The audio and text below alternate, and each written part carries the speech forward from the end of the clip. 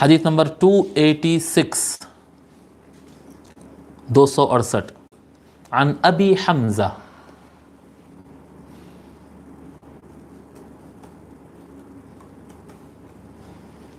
ابو حمزہ. آج ابو حمزہ تقریباً آدھا گھنٹہ لیے میرے سے.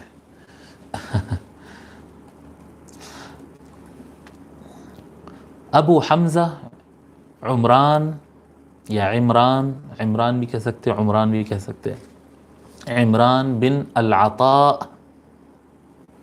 الاسدی الواسطی القصاب.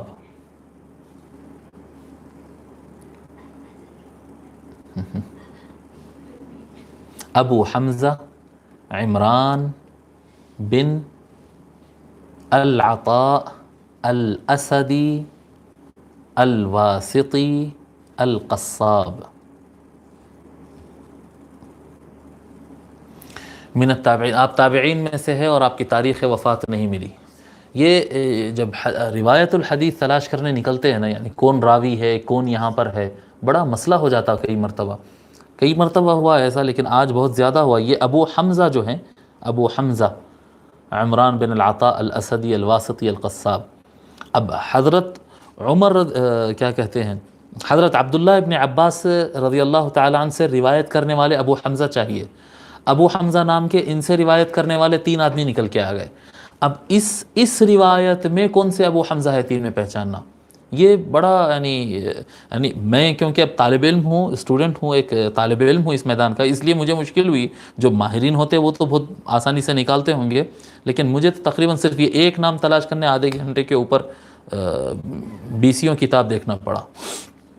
بہرحال تو حضرت ابو حمزہ القصاب کہتے ہیں قلت لابن عباس رضی اللہ عنہما، حضرت عبداللہ ابن عباس رضی اللہ تعالیٰ عنہ سے میں نے سوال کیا، اقرأ والامام بین یدی، کیا میں امام میرے سامنے رہا وقت کیا میں قرآن کی تلاوت کروں؟ قال لا، حضرت عبداللہ ابن عباس نے کہا نہیں، جب امام سامنے ہو تو تم تلاوت مت کرو.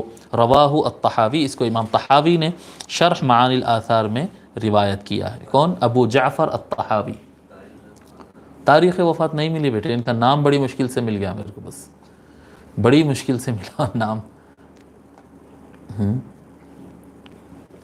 نام تو سامنے آ گیا تھا، پر کون سے ابو حمزہ ہے یہ ڈیسائیڈ کرنے کے لیے بہت وقت لگا، لیکن تاریخ وفات نہیں ملی. یہ فصل مکمل ہو گئی.